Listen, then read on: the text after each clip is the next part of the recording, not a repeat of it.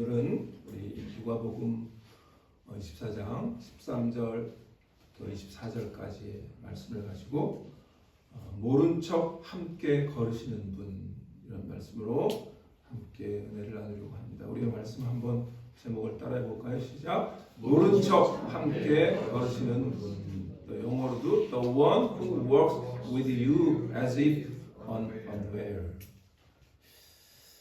모른 척 함께 걸으시는 분. 이번 주부터 앞으로 4월 그리고 5월까지 시리즈 설교를 나누는데요. 부활 그 이후의 이야기라는 시리즈로 말씀을 나눕니다. 뭐라고요? 부활 그 이후의 이야기. 예수께서 부활하신 후에 지상에서 승천하시기 전까지 며칠 동안 계셨죠? 40일.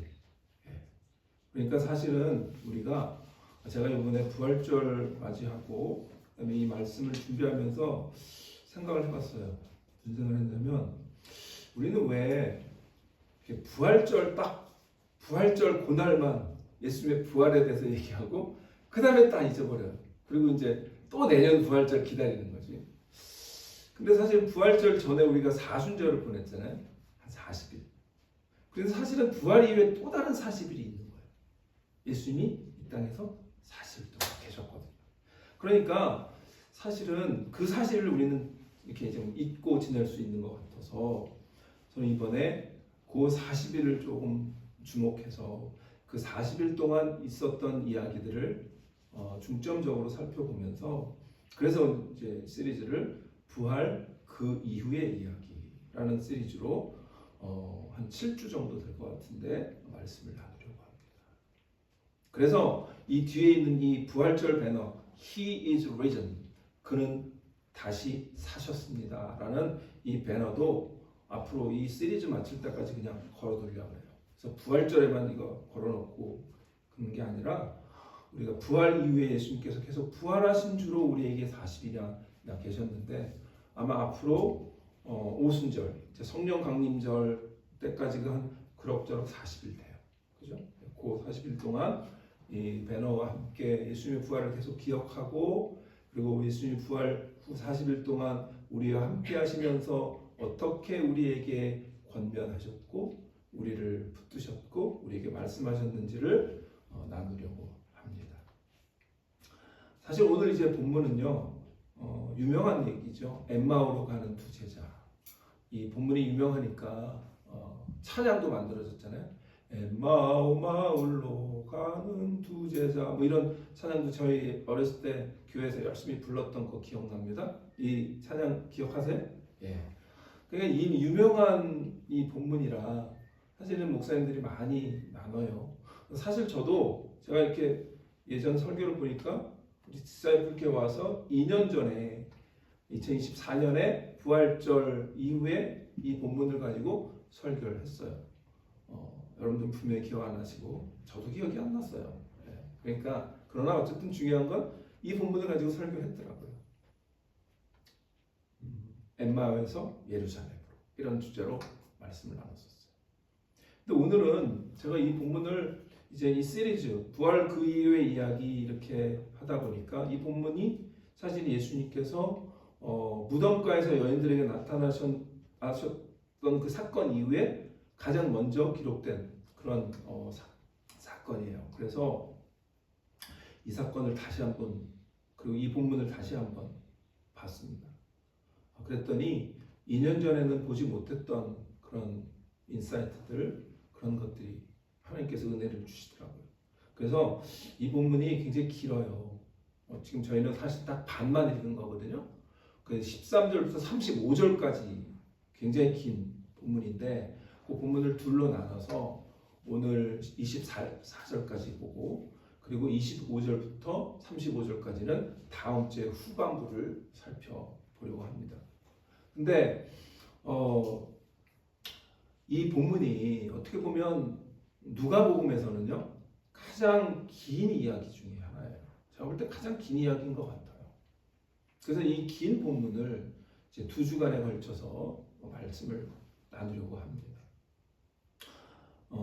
오늘 본문을 이제 보면 오늘 본문 13절을 보세요. 13절에 보면 뭐라고 시작이 되냐면 13절 볼까요? 네. 그날에 영어로는 now that same day. 무슨 same day일까요? 어느 날에 예수님이 부활하신 날이죠. 오늘로 말하면 주일이죠. 네. 우리가 여러분 이건 뭐 여담입니다만 우리가 주일을 왜 지키냐면 주일은 예수님이 부활하신 날이기 때문에 주일을 지키는 거예요. 그래서 사실은 우리가 썬데이는 사실 약간 좀 다른 거예요. 원래는 every Sunday가 every 주일이 예수님이 부활하신 걸 기념하기 때문에 Resurrection Day라고 얘기하는 게 맞는데 그냥 우리가 그냥 이 세상의 썬데이로 이렇게 생각하지만 우리 시라고 공휴일로 만드신 게 아니라 주님의 부활을 기념하는 거예요. 어쨌든 그날 어느 날 예수님이 부활하신 날 그날에 라고 시작을 합니다. 그래서 그날은 예수님이 부활하신 주일이고요. 그리고 그날에 예수님이 예수님의 무덤을 찾아갔던 여인들을 통해서 또 열심히 무덤에 달려갔던 제자들을 통해서 어떤 소식이 전해지고 있냐면 예수님의 시체가 사라졌다. 예수님이 정말 살아나셨나? 막 이런 소문들이 예루살렘에 막 퍼지고 있는 그때입니다. 그런데 그 시점에 지금 두 사람의 이야기가 나오는 거예요. 그 두 사람 누구냐면 글로바라고 하는 사람과 또 다른 이름이 안 나오는 그 두 제자예요. 그러니까 아마 이 사람들도 예수님을 따라다녔던 제자였어요. 그런데 이들이 뭘 하고 있냐면 그들 중 둘이 예루살렘에서 25리 되는 엠마오라 하는 마을로 가면서 그래서 엠마오라고 하는 마을이 학자들에 의하면 예루살렘에서 한 서쪽으로 여기는 우리 한글로는 옛날 성경으로 번역이 돼서 25리라고 됐는데 사실은 원래 헬라어 원에는 60스타디온이라고 적혀 있어요. 근데 그 60스타디온이 대충 한 11km, 12km 정도 되는 거리라 그래요. 근데 사실 아직도 엠마오가 어디인지는 정확하게 학자들도 이견이 많아요. 근데 중요한 건 어쨌든 이 성경을 우리가 정확히 보면 이 엠마오라고 하는 마을이 예루살렘부터 한 25리, 11km 정도 되는 거리에 있다인 거예요. 그리고 그것을 향해서 이 두 제자들이 가고 있는 거죠. 근데 왜 그럴까요? 만약에 예수님이 부활하셨다라고 하는 사실을 믿었다면 이 제자들은 예루살렘에 머물러 있었을 거예요. 그런데 이들은 지금 어떤 상태냐면 마음이 굉장히 슬프고 절망스러운 낙담한 상태로 예루살렘을 등지고 엠마오로 향해서 터벅터벅 걷고 있는 거예요. 예루살렘을 등지고 터벅터벅 걸어가는 이 두 사람의 뒷모습을 우리가 한번 생각해 보세요. 그들의 발걸음은 무겁고 얼굴도 그렇게 밝은 얼굴이 아니었을 거예요. 그래서 예루살렘은 그들에게는 이제는 희망의 장소가 아니라 절망의 장소, 그리고 거기서 예수님이 그들이 기대했던 메시아였던 예수님이 십자가에 달리신 장소, 그들의 기대가 그들의 소망이 산산조각 무너진 장소, 그곳이 예루살렘이에요. 그래서 그들은 예루살렘을 등지고 엠마오로, 그곳이 어딘지 모르지만 아마 그들의 고향이었을 수도 있어요. 그곳으로 가고 있는 거예요. 실패하고 또는 낙담한 자의 발걸음인 거예요. 그런데 바로 그때 오늘 15절에 보니까 그들이 서로 이야기하며 문의할 때에 예수께서 가까이 이르러 그들과 동행하시나. 그들에게 누군가 다가와서 낯선 나그네였을 거예요. 그들에게 느껴질 때는 이 사람이 누구지? 그리고 그 사람은 함께 어느 정도 같이 걷고 있는데 이야기를 하다 보니까 예루살렘의 소문을 전혀 모르는 듯한 그런 사람인 거예요. 그래서 뭐라고 물어보죠? 너희가 길 가면서 서로 주고받는 이야기가 무엇이냐? 라고 묻죠. 그러자 그들이 발걸음을 멈춥니다. 우리는 오늘 이 장면을 조금 더 깊이 살펴보려고 합니다. 왜냐하면 이 엠마오로 터벅터벅 절망의 낙담의 그리고 슬픔의 걸음을 걷는 이 장면은 그냥 2000년 전에 엠마오로 내려가는 그 길만이 아니라 우리의 인생길에도 사실 이 두 제자처럼 엠마오로 내려가는 그런 길들이 있기 때문에 그래요. 이 미국 땅에 살면서 우리 각자의 예루살렘이 있을 거예요. 그것은 소망의 장소고 그리고 그곳에서 우리가 기대했던 어떤 것들을 성취하고 이루기를 원하는 그 예루살렘들이 있는데 어떨 땐 그 예루살렘이 내 소망을 이루지 못하는 곳이 되는 거죠. 그래서 어떤 문제로 앞길이 막막해져서 또 절망감에 빠져서 엠마오로 향하는 이 두 제자처럼 고개를 떨구고 예루살렘을 등지고 엠마오로 내려가는 삶을 경험할 때도 있다는 거죠. 그런데 오늘 본문에서 우리가 주목해야 될 건 뭐냐면 그런 엠마오로 내려가는 길에 주님께서 우리를 그냥 홀로 두지 않으시고 다 함께 우리에게 조용히 다가오셔서 모른 척 함께 걷고 계신다라고 하는 사실. 그래서 오늘은 그 주제를 중심으로 해서 말씀을 나누려고 합니다. 오늘 본문을 통해서 우리가 깨닫는 하나님의 메시지가 있거든요. 그 메시지 세 가지를 함께 하나씩 나누려고 합니다. 첫 번째는 이겁니다. 예수님을 오해하면 절망이 찾아올 수 있다는 것. 예수님을 오해하면 절망이 찾아온다는 사실이에요. 이 두 제자가 왜 그렇게 깊은 절망에 빠져서 터벅터벅 예루살렘을 벗어나서 예루살렘을 등지고 엠마오로 내려가고 있었을까요? 오늘 21절에 보니까 21절 볼까요? 21절에 보니까 우리 한번 같이 읽어볼까요? 시작! 우리는 이 사람이 이스라엘을 속량할 자라고 바랐노라. 이뿐 아니라 이 일이 일어난 지가 사흘째요. 이렇게 얘기하는데 여기서 우리가 주목해야 할 건 뭐냐면 우리는 이 사람이 누구예요? 예수님. 그들이 따르던 예수님이 이스라엘을 속량할 자라고 바랐노라. 우리 영어로 보면 but we had hoped. 우리가 소망했었어. 그런데 과거 완료예요. 그 소망이 깨졌어. 그 얘기를 합니다. 어떤 소망? 우리 이스라엘 백성을 구원해 줄 사람, 속량할 자라고 하는 거예요. 근데 여기서 이 속량하다라고 하는 말이 원어를 보면 이 원어는 출애굽기에 나오는 단어예요. 출애굽기의 단어예요. 출애굽기가 뭐죠? 노예된 이스라엘 백성을 모세의 손길을 통해 하나님께서 홍해를 건너게 하시고 그리고 애굽 땅에는 10가지 재앙을 통해서 멸망케 하시고 그리고 이스라엘 백성을 속량하는 거기서 해방시켜주는 그걸 말하는 거예요.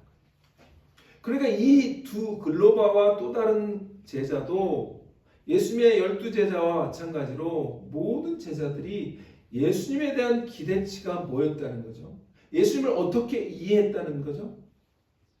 출애굽 사건처럼 로마 제국에서 이스라엘 백성을 구원하는 그러한 군사적인 어떤 메시아, 정치적인 해방자, 새로운 다윗 왕조를 세우는 다윗 왕과 같은 정치적인 왕, 그런 분으로 기대하고 이해했는데 그들의 기대와 그들의 이해가 어떻게 된 거예요? 잘못되자 그들은 어떻게 된 거예요? 절망하게 됐다. 그들은 예수님을 로마의 압제에서 구원해 줄 정치적이고 현시적인 메시아로 기대했어요.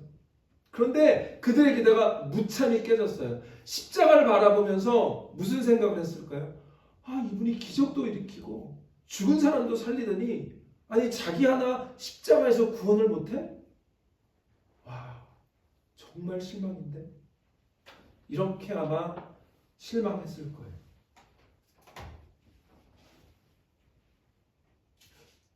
이렇게 우리가 우리 예수님을 우리의 잣대로 생각하고 오해하면 우리는 영적으로 절망할 수 있다는 거예요. 이 제자들은 그 시대가 만들어준 그때 정치적인 상황, 문화적인 상황, 역사적인 상황이 만들어낸 생각의 틀로 예수님을 바라보고 있었던 거예요. 그러니까 그 생각의 틀에서 내가 생각했던 그분이 아니야? 라고 오해한 거죠. 그런데 이건 이 사람들만의 문제가 아니었어요. 예수님을 따르던 제자들도 똑같았어요.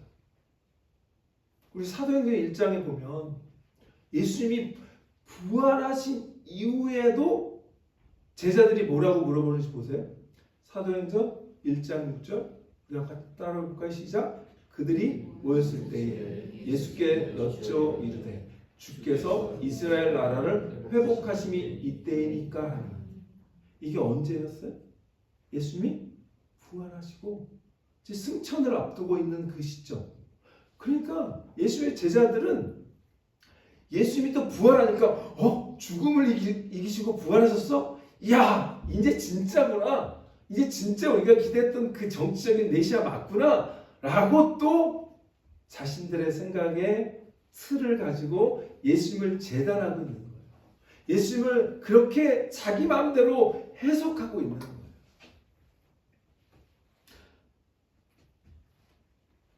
인간의 편견은 그만큼 뿌리가 깊어요. 우리의 생각이 정말 안 바뀌어요. 우리의 고집이 정말 안 바뀌어요. 저는 우리가 구원받았다라고 하는 것이 뭘까 많이 생각해 봤는데 우리의 구원은 우리의 영혼이 구원받는 것도 구원이지만 우리의 생각이 구원받는 것도 중요하다는 생각을 합니다. 우리의 관점, 우리가 세상을 바라보는 세계관, 이런 생각들이 바뀌지 않으면 우리가 성숙을 향해 나가기 힘들어요. 그러니까 우리의 가지고 있는 고집, 편견, 아집, 내 마음, 내 어떤 해석, 내가 가지고 있는 어떤 틀, 이걸 깨는 것도 구원인 줄 믿으시기 바랍니다. 그래야 성숙하게 나가는 거예요. 제자들도 이 틀이 언제 깨졌어요? 오순절날 성령이 임하시고 성령의 능력이 임할 때 그들이 비로소 그들의 틀이 깨졌어요. 그러니까 지금 이들이 왜 이렇게 절망해서 엠마오로 내려가고 있어요? 예수님을 완전히 오해했기 때문에. 예수님을 내가 마음대로 재단하고 내 생각의 틀로 생각해서 예수님이 이럴 분이야, 예수님이 이런 분일 거야 생각했는데 아닌 거예요. 그러니까 절망해요. 여러분, 예수님을 어떤 분으로 생각하고 신앙생활 하십니까? 내 사업을 잘 성공시켜 주실 분, 내 아픈 몸을 낫게 해주실 분, 우리 아들 좋은 대학 가게 해주시는 분, 이 기대가 다 잘못된 것은 아니에요. 예수님은 우리의 그런 기도를 들어주세요. 근데 중요한 건 뭐냐면 우리의 그 기대와 예수님을 향한 바람이, 예수님을 향한 기대, 그것이 전부인 게 문제인 거죠. 그게 예수님이 다면 우리는 예수님을 너무 작게 이해하고 신앙생활하는 거예요. 예수님은 우리의 문제보다 훨씬 크신 분인 걸 믿으시기 바랍니다. 제자들은요, 예수님이 고작 그냥 정치적으로 우리를 해방시켜 줄 뿐으로만 생각했다는 거죠. 우리의 많은 신앙생활 가운데 절망과 어떤 낙심 이런 것들은요, 하나님이 우리 가운데 안 계셔서가 아닌 것 같아요. 그게 아니라 어떨 때는 우리가 원하는 방식으로 하나님이 일하지 않으신다라고 하는 생각 때문에 우리는 절망하고 낙심하는 거예요. 우리가 하나님을 잘못 기대하기 때문에, 우리가 예수님을 잘못 이해하기 때문에. 오늘 우리가 이 말씀을 통해서 첫 번째 우리 기억해야 될 메시지는 이겁니다. 예수님을 오해하면 절망할 수 있다는 거예요. 예수님을 잘 제대로 바라볼 수 있는 그런 은혜가 있기를 주님의 이름으로 축원합니다. 두 번째는 우리가 오늘 본문을 통해서 깨달아야 할 두 번째 사실은 이거예요. 같이 따라해볼까요? 시작. 예수님은 이미 그때 모른 척 동행하십니다. 아멘. 우리가 절망할 때, 우리가 낙심할 때, 우리가 오해했을 때, 바로 그때 예수님은 이미 우리 곁에 오셔서 모른 척 동행하고 계시다는 사실을 기억하시기를 바랍니다. 오늘 이 제자들이 상실감에 빠져서 서로 막 토론하면서 갔잖아요. 그러니까 예수님 뭐예요? 오늘 15절에 보니까 뭐라 그래요? 그들이 서로 이야기하며 문의할 때에 뭘 문의했을까요? 그랬겠죠. 야, 우리가 생각했던 예수님이 그 예수님이 아닌가 봐. 너도 그렇게 생각하지? 서로 문의하는 거예요. 왜 우리가 잘못 이해했을까? 우리가 생각했던 그분이 맞는 거야? 서로 그렇게 문의할 때에 예수께서 가까이 이르러 그들과 동행하셨어요. 그런데 그들이 눈이 가려져 예수인 줄 알아보지 못했어요. 오늘 이 15절의 말씀이 오늘 본문의 가장 중요한 구절이에요. 예수께서 가까이 이르러 그들과 동행하시라. 이 중에 아무도 주님이 오시기를 초청한 것도 아니고 예수님을 초청하거나 예수님을 찾지 않았어요. 오히려 그들은 예수님을 피해서 예수님의 죽으신 그 무덤, 그 얘기를 믿지 않고 그 예수님 빈 무덤 얘기를 믿지 않고 오히려 예루살렘으로부터 도망가는 중이었어요. 그런데 바로 그때 절망에 빠져있는 그 순간 주님께서 먼저 그들 가까이 오셨다고 하는 것이 중요합니다. 부활하신 영광의 주님께서 이 믿음 없는 자들, 낙심한 자들을 꾸짖지 않으시고 그들의 어떤 지친 느린 발걸음에 주님께서 함께 속도를 맞추면서 같이 걷고 계신 거예요. 여기 오늘 보니까 예수께서 가까이 이르러 이렇게 나오죠? 가까이 이르러. 이 가까이 이르렀다고 하는 말은 누가복음에서 예수님의 사역을 묘사하는 중요한 그런 단어예요. 그래서 누가복음에 누가는 하나님의 나라가 가까이 왔느니라 이런 말을 자주 해요. 하나님의 나라가 가까이 왔느니라. 여러분 예수님께서 우리와 가까이 하시는 줄 믿으시기를 바랍니다. 하나님의 나라가 가까이 왔다고 하는 사실을 믿는 거예요. 구원받았다라고 하는 사실은 하나님의 나라가 우리에게 임했다라고 하는 사실이고 하나님의 나라는 예수 그리스도를 얘기하는 거예요.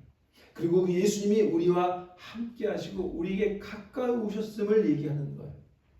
그럼에도 불구하고 우리는 불신앙 때문에 내가 기대했던 예수님이 아닌 것 때문에 예수님과 멀어지고 있는 거죠. 이 두 제자들처럼. 예수님은 그들의 낙심한 그 발걸음에 맞춰서 주님이 그곳에 함께 오셔서 걷고 계시는 중이에요. 그런데 16절에 보니까 눈이 가리워져 그인 줄 알아보지 못했대. 아마도 깊은 슬픔 때문에, 절망감 때문에, 또는 뭐예요? 여인들이 빈 무덤 얘기를 했는데도 믿지 않았죠. 불신앙 때문에 영적인 눈이 가려졌었을 거예요. 우리도 종종 영적으로 눈이 감길 때가 있습니다. 아무도 내 아픔을 알아주지 못한다고 생각하고 나만 슬플 거야, 나만 힘들 거야, 그렇게 어떻게 보면 자조적인 그런 마음에 있을 때 우리의 영적인 눈이 가려집니다. 그런데 중요한 건 뭐냐면 내가 영적인 눈이 가려져서 예수님이 나와 함께 계시는 것을 내가 못 본다고 해도 예수님이 우리와 함께 계시지 않는다는 사실이 아니라는 거예요. 우리가 눈이 어두워져서 예수님을 못 보는 거지 예수님이 나와 함께 가시지 않는 게 아니라는 거예요.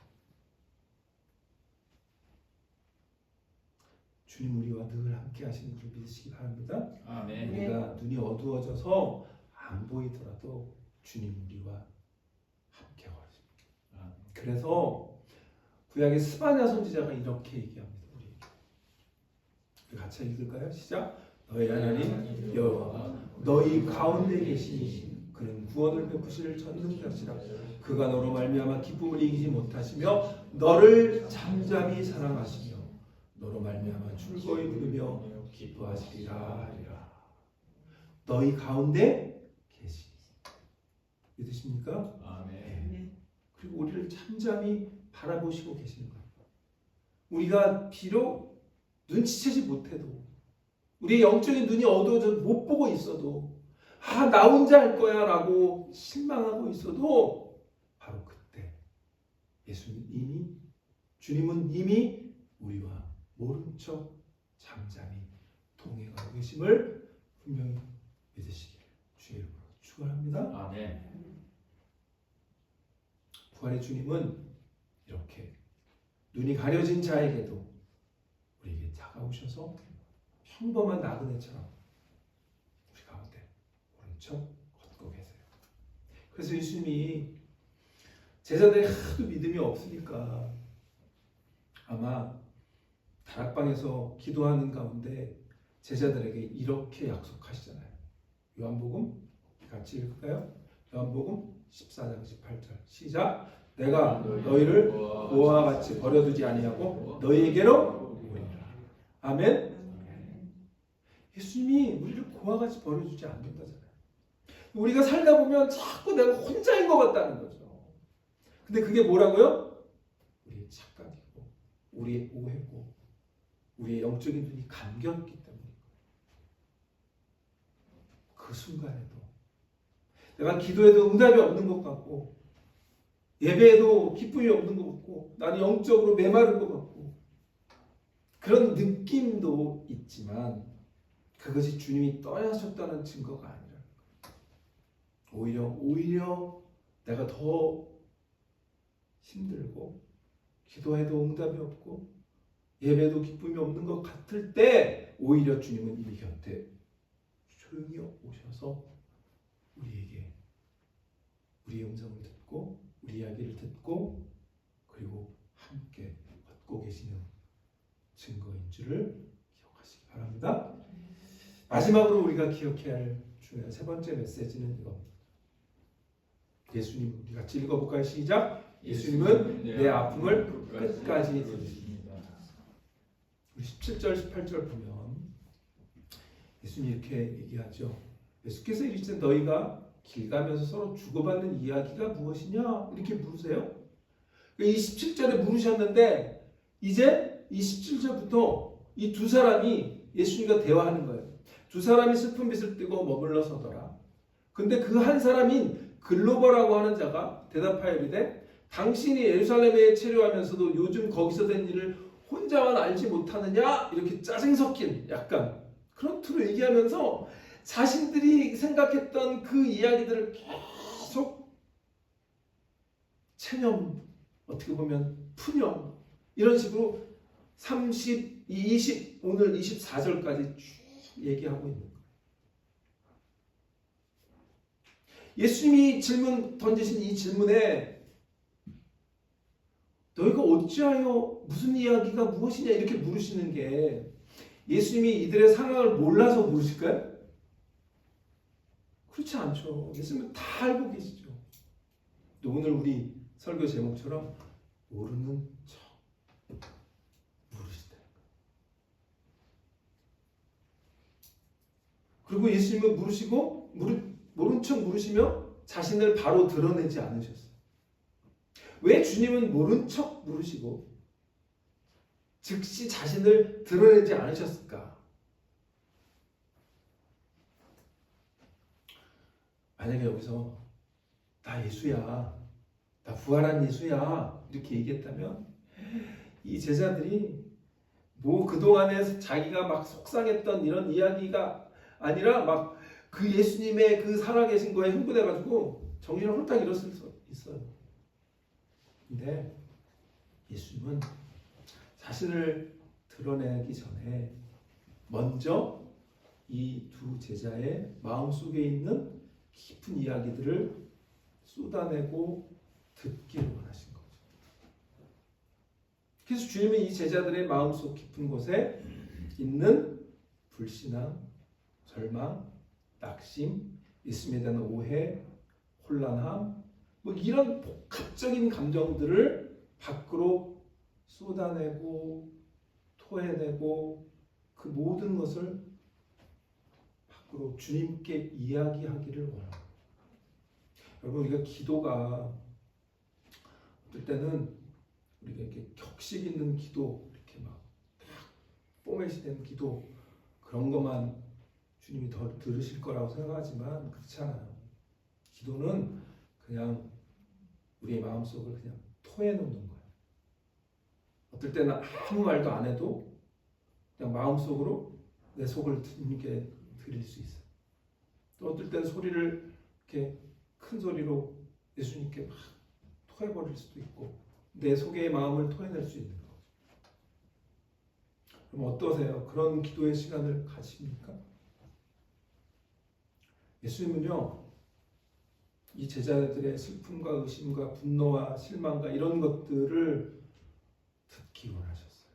그래서 모른 척 물어보고 계시다. 그들은 여인들이 천사를 보고 예수님이 살아나셨다라고 하는 그런 소식조차도 들리지 않았어요. 영의 눈이 닫히면 아무것도 안 들리는 거죠.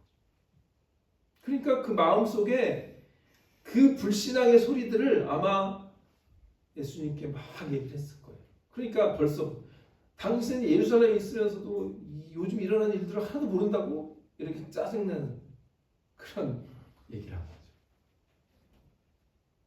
그래서 자신의 불신앙을 이렇게 드러내고 있는 거죠. 그런데 놀라운 건 뭐냐면 예수님께서 이들의 그런 어떻게 보면 불평, 짜증 그런 이야기를 중간에 야야 잠깐 있어봐 이렇게 하지 않으시고 끝까지 다 들어주셨다. 그들의 아픔과 고통과 슬픔과 절망과 불신앙과 그 속에 있는 모든 마음을 주님은 끝까지 들어주셨어요. 이게 우리가 믿는 주님이신 줄 기억하시기 바랍니다. 주님은 우리의 아픔, 우리의 고통을 끝까지 들으시는 분이에요. 그래서 출애굽기에서 하나님은 모세가 뭐라고 얘기하냐면 우리 같이 한번 읽어볼까요? 출애굽기 2장 24절 25절 시작. 하나님이 그들의 고통 소리를 들으시고 하나님이 아브라함과 이삭과 야곱에게 세운 그 언약을 기억하사 하나님이 이스라엘 자손을 돌보셨고 하나님이 그들을 기억하셨더라. 아멘. 이 두 구절을 보면 어떤 생각이 드세요? 하나님이 들으셨네, 기억하셨네, 돌보셨네, 또 기억하셨네. 그게 우리 하나님이에요. 하나님은 우리가 무슨 얘기를 하더라도 우리 얘기를 들으시는 크신 하나님, 그분을 우리가 믿는 거예요. 믿으시기 바랍니다. 우리는 그 하나님을 믿습니다.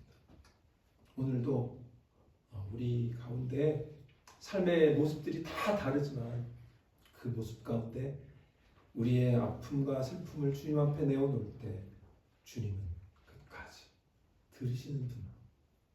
오히려 우리가 말하기 전에 이미 아시고 우리에게 응답하시는 분. 그래서 이사야 선지자도 이렇게 말해요. 이사야서 65장 24절에 우리 같이 읽습니다. 그들이 부르기 전에 내가 응답하겠고 그들이 말을 마치기 전에 내가 들을 것이니. 예, 하나님 이런 분이에요. 그들이 말을 마치기 전에 내가 들을 것이니. 지금 오늘 이 엠마오 두 제자의 이야기가 바로 그겁니다. 하나님 어떤 분이신지 보여주는 거예요. 예수님이 어떤 분이신지 보여주는 거예요. 말을 마치기 전에 주님이 이미 듣고 들을 준비가 되신 거예요. 오늘 이 본문을 통해서 주님은 우리에게 이 세 가지를 기억하기를 원하십니다. 첫 번째 뭐예요? 예수님 오해하면 절망이에요. 두 번째 뭐예요? 예수님은 그 절망을 그때 이미 오른쪽 우리와 동행합니다. 그리고 동행할 뿐만 아니라 예수님은 내 아픔을, 내 슬픔을 끝까지 들으신다고 하는 사실이에요. 믿으시기를 바랍니다. 이제 부활 이후에 여러 가지 이야기들을 우리가 함께 살펴볼 텐데 그 이야기들은 다 우리에게 소망을 주시고 그리고 우리와 함께 하시겠다라고 하는 그런 메시지인 거예요. 그 메시지를 통해서 앞으로 2달 동안 우리가 하나님의 은혜에 함께 집중하고 그래서 우리와 함께 걸으시는 그 주님을 만나시는 그런 은혜가 있기를 주님으로 축원합니다. 아멘. 기도하겠습니다.